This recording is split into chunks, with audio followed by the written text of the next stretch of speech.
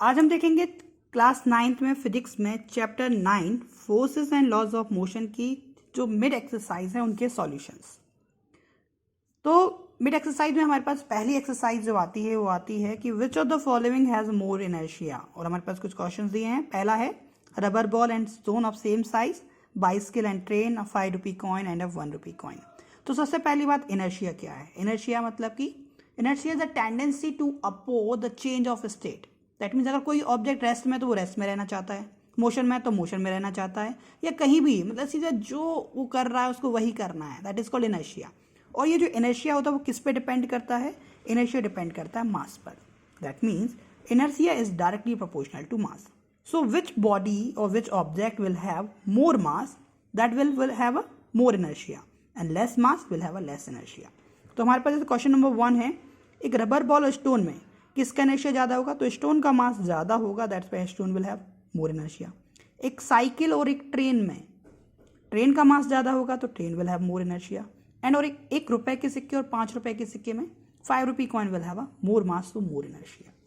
Question number 2 है कि हमें in the following example try to identify the number of times the velocity of the ball changes and also identify the agent supplying the force in each case. मतलब कि इस example में कितनी बार velocity change हो रही है और साथ ही साथ फोर्स जो लगा रहा है, फोर्स एजेंट है, वो कौन लगा रहा है।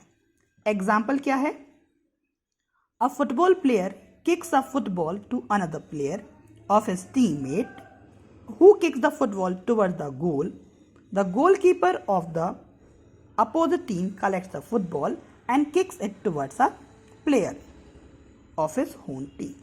तो यहाँ हम देखते हैं कि इस पूरे सिनेरियो में कितने बार वेलोसिटी चेंज होती है और कौन कौन वेलोसिटी फोर्स लगा रहा है। दैट मीन फोर्स रीएजेंट है। तो टोटल हमने पाया कि इस एग्जाम्पल में 4 बार वेलोसिटी चेंज हो रही है। कैसे, कहाँ, देखते हैं।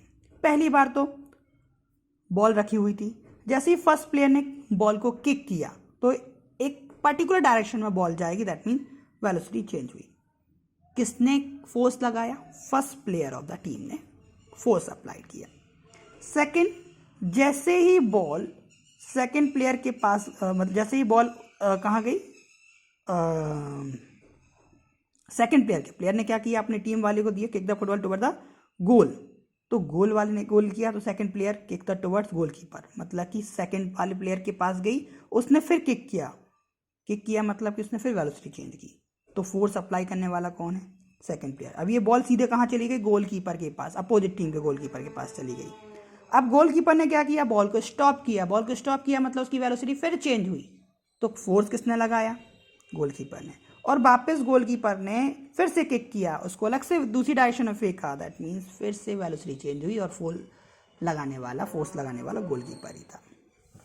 Question number 3, explain why some of the leaves may get detach from a tree if it vigorously shake it branch. जब किसी ब्रांच की टहनी को, पेड़ की शाखा को, ब्रांच को हम हिलाते हैं तो ये इससे पत्तियां क्यों झड़ने लगती हैं? किसी पेड़ की ब्रांच से पत्तियां क्यों झड़ने लगती हैं, ये बताना है हमें। तो अगर इसको हम एक वर्ड में बोलें, 1 नंबर का क्वेश्चन आता है तो इसका आंसर होगा due to inertia of rest. और अगर 1 नंबर से ज़्यादा का आता है तो उसको हम थोड़ा एक्सप्लेन करेंगे।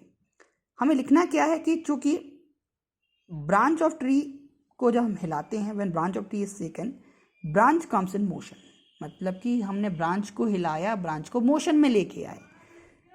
While due to inertia of rest of leaves, they remain in rest. मतलब कि जब हमने किसी टहनी को हिलाया तो टहनी तो हमारी मोशन में आ गई, लेकिन जो पत्तियां लगी हुई, जो लीव्स लगी हुई थी, वो अभी भी रेस्ट में रहना चाहती हैं। अब होगा क्या?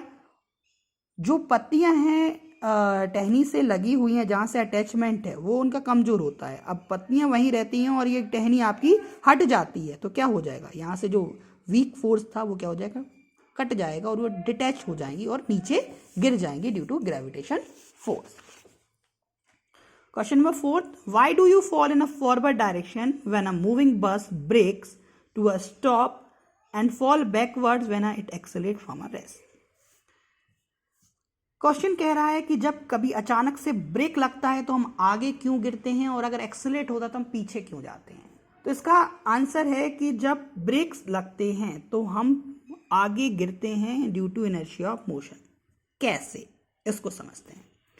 अगर हम बस में बैठे हुए हैं तो बस मूव कर रही है तो हम भी मूव कर रहे हैं, बस जैसे जैसे मूव कर रही है हम भी वैसे वैसे मूव करते जा रहे हैं। अचानक से बस ब्रेक हुई लेकिन हमारी बॉडी तो अभी भी मोशन में है, हमारी बॉडी अभी भी मोशन में है, तो हम अभी भी आगे जा रहे हैं, लेकिन बस रुक गई है और हमारी जो बॉडी है वो आगे गिर चुकी होगी। दैट मीन्स हम क्या कर रहे हैं, हम अभी भी मोशन में, इनर्शिया ऑफ मोशन। हम कह रहे हैं हम तो मोशन में थे, मोशन में ही रहेंगे, बस भले ही रुक गई हम आगे जाते रहेंगे। That is inertia of motion kind, हम आगे गिर जाएंगे। सिमिलरली अगर बस रुकी हुई है तो हम भी रुके हुए हैं, रेस्ट में है। बस अचानक से एक्सीलेट हो गई बट हम तो अभी भी रुके हुए हैं, मतलब कि बस निकल गए हम वहीं रह गए, मतलब हम थोड़े से पीछे गिर गए। That means when bus accelerates we fall backward due to inertia of rest. तो आगे क्यों गिरते हैं, इनर्शिया ऑफ मोशन, पीछे क्यों गिरते हैं, इनर्शिया ऑफ रेस्ट। अब नेक्स्ट पेज पर देखते हैं, और नेक्स्ट पेज पर हमारे पास फिर से क्वेश्चन हैं, कुछ 4 क्वेश्चन हैं, उनको देखते हैं। पहला क्वेश्चन है, if action is always equal to the reaction explain how a horse can pull a cart. मतलब अगर एक्शन और रिएक्शन हमेशा इक्वल और अपोजिट होते हैं तो हमें बताना है कि एक हॉर्स टांगे को कैसे खींचता है। तो व्हेन हॉर्स वॉक फॉरवर्ड, जब घोड़ा आगे चलता है, तो क्या करता है, अपने पैर से पीछे की ओर धक्का लगाता है। That mean it applies force backward on the earth. अब ये हो गया उसका एक्शन, मतलब पीछे की ओर धक्का देना क्या हो गया, एक्शन।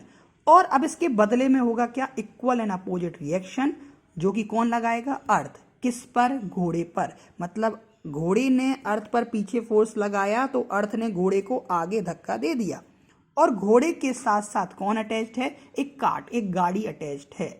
तो क्या होगा, वो आगे बढ़ेगा। This reaction force moves cart forward direction.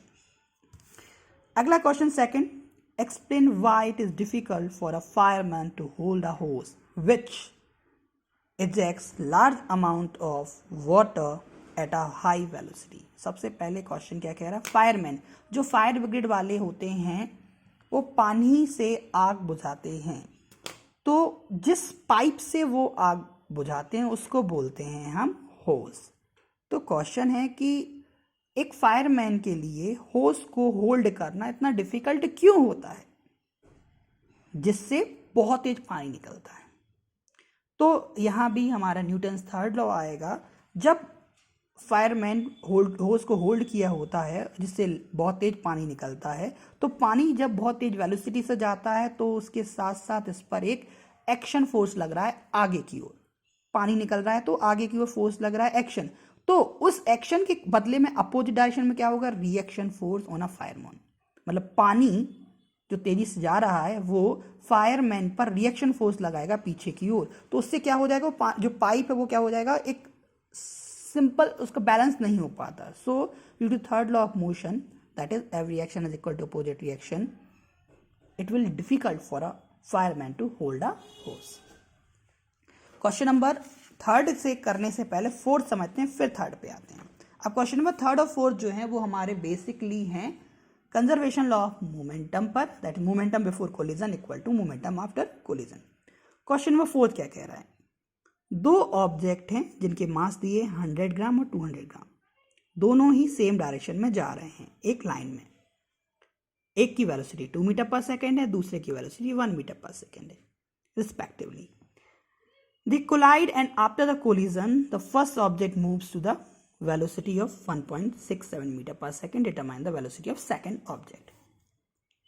पहला ऑब्जेक्ट m1, दूसरा ऑब्जेक्ट m2, दोनों ही एक ही डायरेक्शन में जा रहे हैं। पहले की ऑब्जेक्ट u1, दूसरे की u2।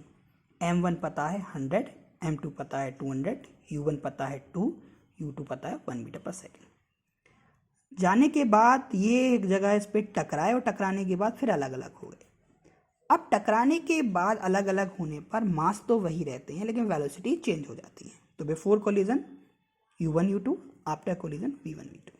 तो हमें v1 पता है, कितना है v1, 1.67, v2 पता करना है।